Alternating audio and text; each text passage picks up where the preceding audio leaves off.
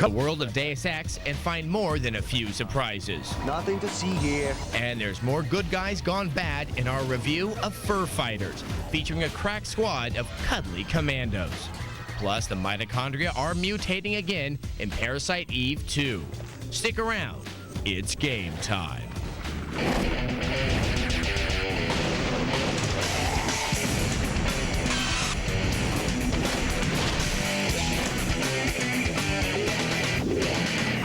Hello and welcome to Gamespot TV from Metreon. I'm Adam Sessler. And I'm Kate Patello.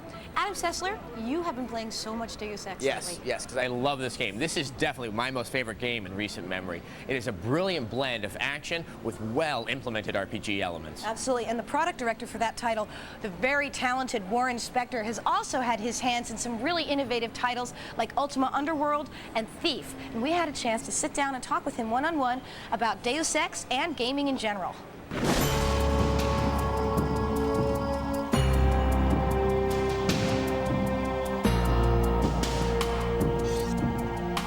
We wanted to make a game that took the best elements of role-playing games and the best elements of shooters and the best elements of adventure games and brought them all together. The idea was to let players decide how they wanted to interact with the game.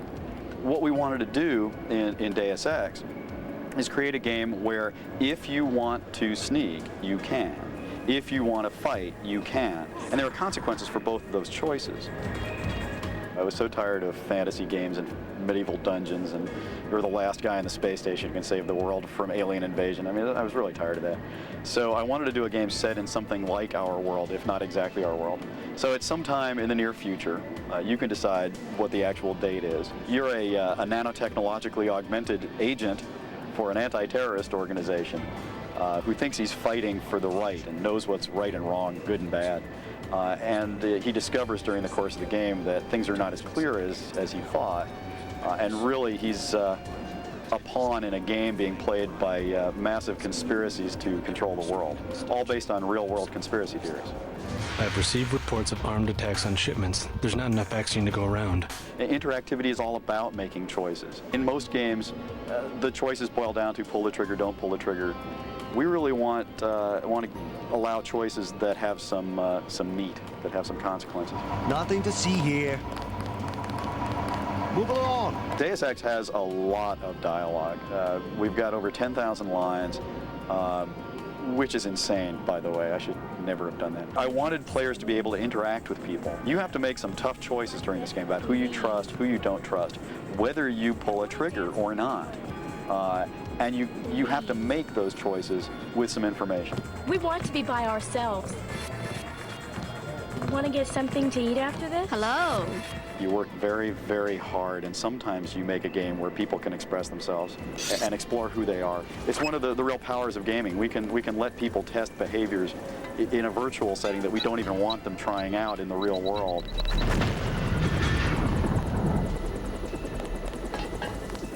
We decided not to do multiplayer, specifically because we thought multiplayer is just a completely different game. In multiplayer gaming as it exists today, I think one of the real problems is people are just creating a world and dropping a bunch of players in it and saying, hey, go, hope you find some fun. And that seems like an abdication of the designer's responsibility to me. Single player, I think we have the power to tell cool stories in collaboration with our players. And I cringe every time I hear somebody say, is single player gaming dead? Over my dead body.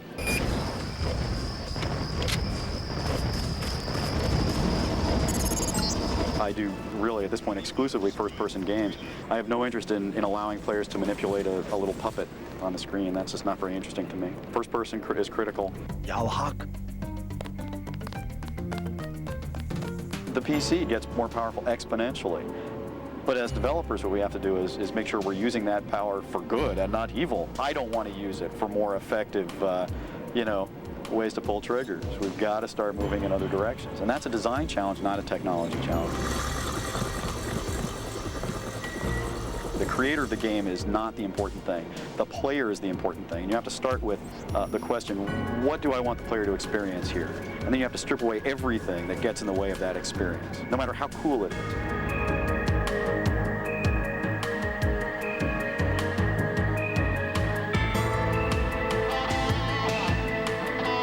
Every once in a while, I beat my head against a wall and just say, why am I doing this? Why don't I do something the easy way? Just do a shooter, you know? Just do an action game. Just do something simple. But then I wake up and I go, no, that's crazy. That'd be boring. What I enjoy is creating an environment where players can express themselves and create their own experiences. I don't think about it as me creating this thing. I think about them experiencing it. That's the important thing to me. If you haven't gotten to check out Deus Ex for yourself, we're going to have more of it later on in the show with our review. And now, here's the news. In an effort to cease the counterfeiting of its Dreamcast titles, Sega of America announced that they have shut down more than 60 illegal websites and 125 auction sites that were trafficking pirated games. The company is working closely with Yahoo, Lycos, Excite, eBay, and Amazon to shut down auctions of people attempting to sell illegal games and pirated boot discs. Microsoft exec Ed Fries announced at the Macworld Expo that Apple and Microsoft will be teaming up to create a new company dedicated to bringing Microsoft games to the Mac. The entire Microsoft portfolio is scheduled to be ported over, including the highly anticipated Halo. Rewolf Software, with support from Valve, announced that Gunman, originally intended as a downloadable add-on for Half-Life, will be released as a standalone commercial product. The 3D shooter is expected to be completed and available before the holidays. For more gaming news, go to the Gamespot TV website. Or if you'd like to see the Deus Ex feature again, it's all there in streaming video. You can also check out the full-length interview with Ion Storm's project director and the man behind Deus Ex, Warren Spector. Coming up on Gamespot TV, we follow a group of cute, cuddly commandos in our review of Fur Fighters.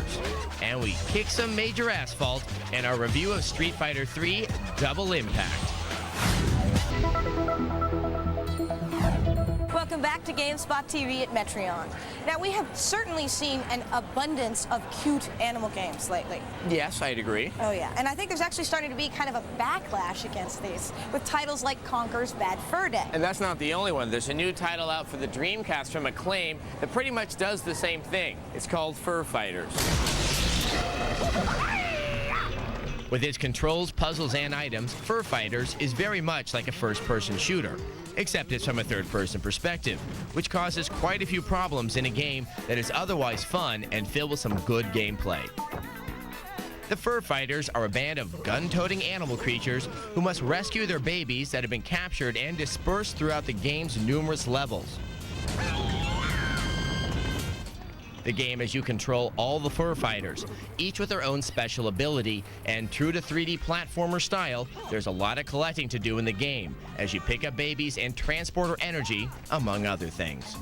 But the intended appeal of the game is blasting at the legions of animal drones. These enemies pretty much just line up and let you shoot them due to the lock-on targeting of the game. The real problem, unfortunately, is the camera. Its low centering can place your character in the way of what you need to see, which will make the platform jumping a little frustrating. If you possess patience, the camera issue can be overcome. If not, well... The multiplayer, called Fluff Match, is where the game really shines. And it's definitely a lot of fun and could hold players over until Quake 3 and everything else hits the Dreamcast. Fur Fighters does offer some good single-player fun, but the camera is enough of an issue to warrant a rental to check it out first. Gamespot.com gives it a 7 out of 10. It's interesting to note that even two of the most venerable cute game characters, Banjo and Kazooie, are returning with more of a warped sense of humor in their follow-up game, Banjo-Tooie. Now, Street Fighter, and especially Street Fighter II, were two of the most significant releases both in the arcade and consoles at their time. Now, Street Fighter III has come out for the Dreamcast, and while it's nowhere near as dramatic as the other two were, it's worth paying attention to. So here's the review for Street Fighter III Double Impact. It took almost a decade for Capcom to release the official sequel to their groundbreaking Street Fighter II. And now, a few years after the unveiling of Street Fighter III, Capcom has translated this fighter to the Dreamcast. The arcade release of Street Fighter III was met with a lukewarm reception. New characters lacked the charms of their peers, and the speed was slower than SF2 Turbo and Street Fighter Alpha. With Double Impact, though, Street Fighter III might find a new audience. It contains both the original version plus the second Impact upgrade. The controls are everything you'd expect from a Capcom fighter. Solid responses all around, though that also means you'll be better off with the Dreamcast arcade stick than with the cumbersome controller. This Dreamcast release is practically arcade perfect. Animation stays just as fluid, there's no waiting time between rounds, and the superb sound remains the same. Street Fighter III Double Impact also ported the innovative parry maneuver, which allows for effective counterattacks when pulled off. It would have been great to see a complete trilogy with the inclusion of Street Fighter III Third Strike, though it's nice to have at least 2 out of 3 games on one disc. If you've shunned the game since its arcade release, you might want to give Street Fighter III a second chance. At least you won't have to dig for quarters anymore. Gamespot.com gives Street Fighter III Double Impact a 7.2 out of 10. Hey. Play. Coming up on Gamespot TV, grab your garlic. We review Vampire Masquerade: The Redemption.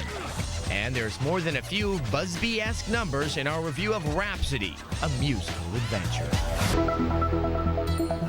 Welcome back to GameSpot TV at Metreon. Now, minigames from Japan that are based on Japanese anime tend to lean a little bit towards the cute side. Well, our next title leans way over. It's called Rhapsody, a musical adventure, and involves attack pancakes and replaces cutscenes with surreal musical numbers. I know that you're out there and I'm waiting for you. It's good to know that some companies are brave enough to release titles that favor a novel approach to RPGs. Atlus's latest released, Rhapsody, a musical adventure, is just such a game. Now, while it's heavy on gimmicks, it's an alternative to the cult of generic RPGs that have flooded the market. We are the fearless pirates. We are the most amazing pirates. Rhapsody is a musical RPG. There are no FMV cutscenes. Instead, you have musical numbers performed by the title's cast. We hunt the sunken treasure in the ocean. When we get sunburned, we put on lotion. You play Cornette, an orphaned girl who can communicate with puppets by means of her trumpet. Kind of strange for an RPG protagonist. My heart is filled with love. She runs along, dreaming of marrying a kind, dashing prince. Rhapsody's battle system uses the tried-and-true grid and range system. The environments are comprised of classy hand-drawn backgrounds, and obviously, the sound is the game's strength. Hey, you shut up!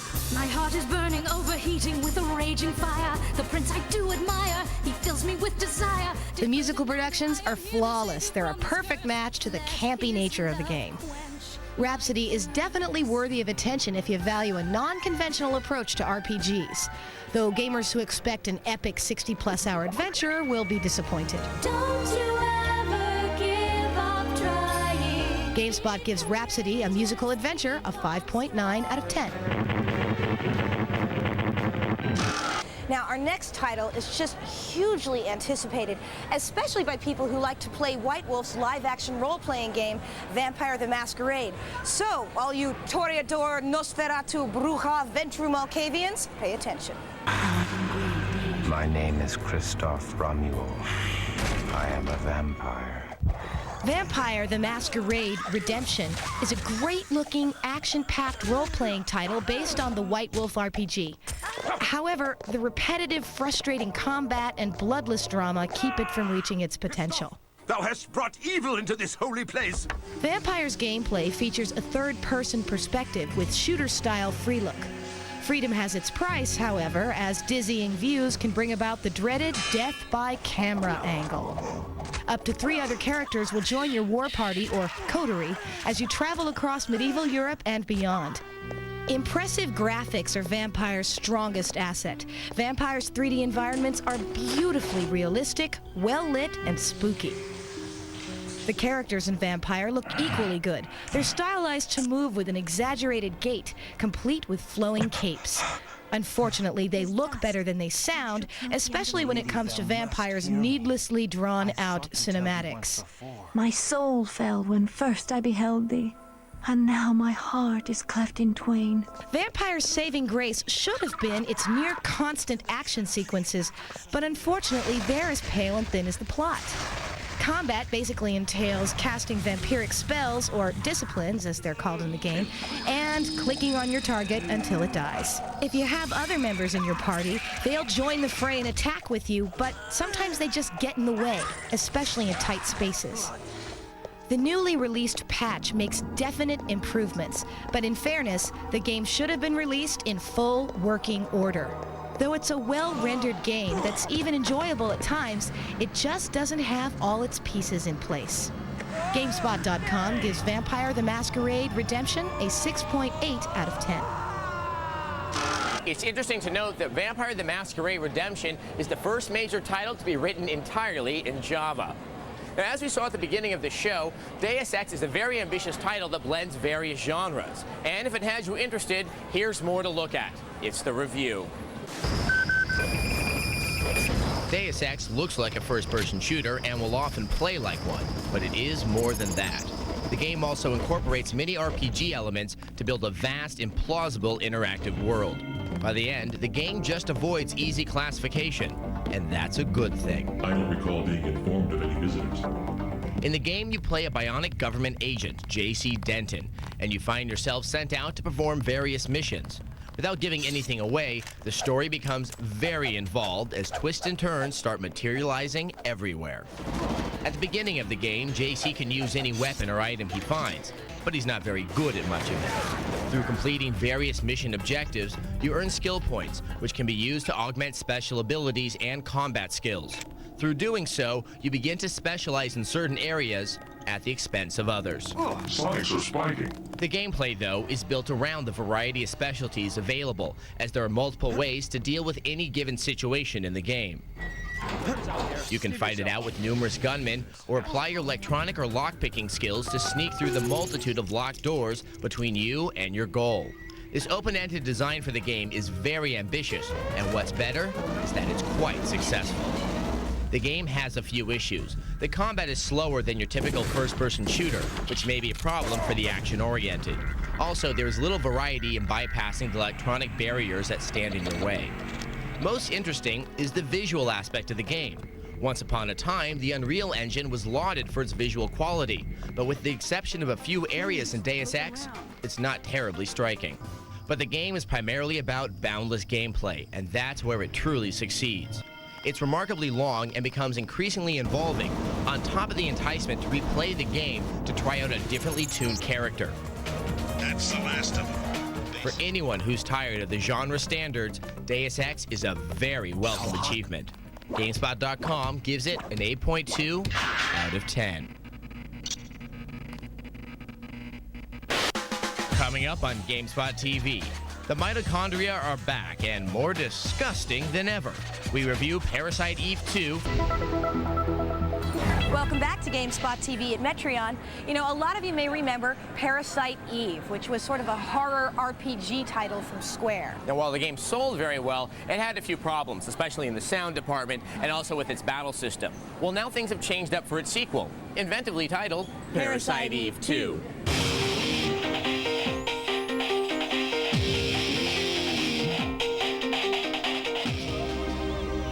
In the original Parasite Eve, New York cop Aya Brea had to deal with an epidemic that caused people to die in a very Poe-like fashion, or otherwise mutate into grotesque monstrosities. The sequel takes place shortly thereafter and disowns most of the original's role-playing elements in favor of gameplay reminiscent of the Resident Evil series. The details in Parasite Eve 2's settings make the backgrounds look quite realistic. Ambient lighting, reflective surfaces, and other such elements contribute to the game's visual quality. The game uses a great mix of both artistic and claustrophobic camera angles that make it look good without making it difficult to navigate. While Parasite Eve 2's SoCal settings are readily recognizable, the monsters that Aya must fight aren't the usual fodder.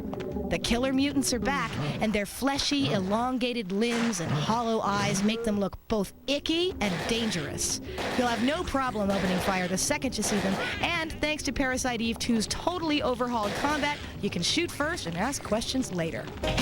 The game is already available in Japan, and you can expect the American version to lumber into stores sometime in September. Well, now that we've seen a Resident Evil type game from Square, let's take a look at a Resident Evil type game from the people who made Resident Evil. It's the intro to the upcoming title, Dino Crisis 2. Poor dinosaur.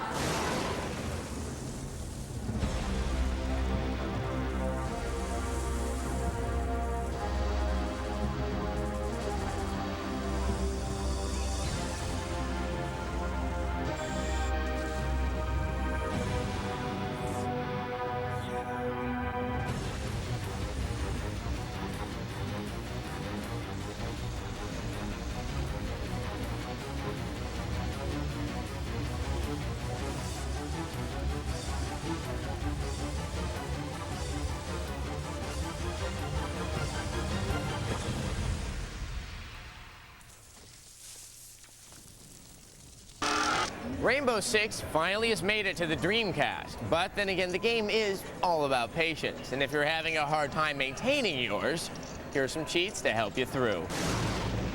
Highly skilled, well-trained terrorists getting you down? In the Dreamcast version of Rainbow Six, you can now get back at them with some invincibility. While playing the game, press the analog stick up and the D-pad down, then press A. This will make you invincible. To make your whole team invincible, press the analog stick left and the D-pad down, then press A. Now it's payback time. If you have a hankering for more strategies, hints, tips, or tricks, then come to the Gamespot TV website and click on the Game Help section. Or more specifically, you can help us out with our Diablo 2 strategy guide. It's ongoing with input from you, so keep those submissions coming. And share other strategies with us by coming to our chats, Tuesdays at 8 p.m. Eastern. All right, we want to thank Metreon for letting us hang out here and have a good time today. And until next time, Game over.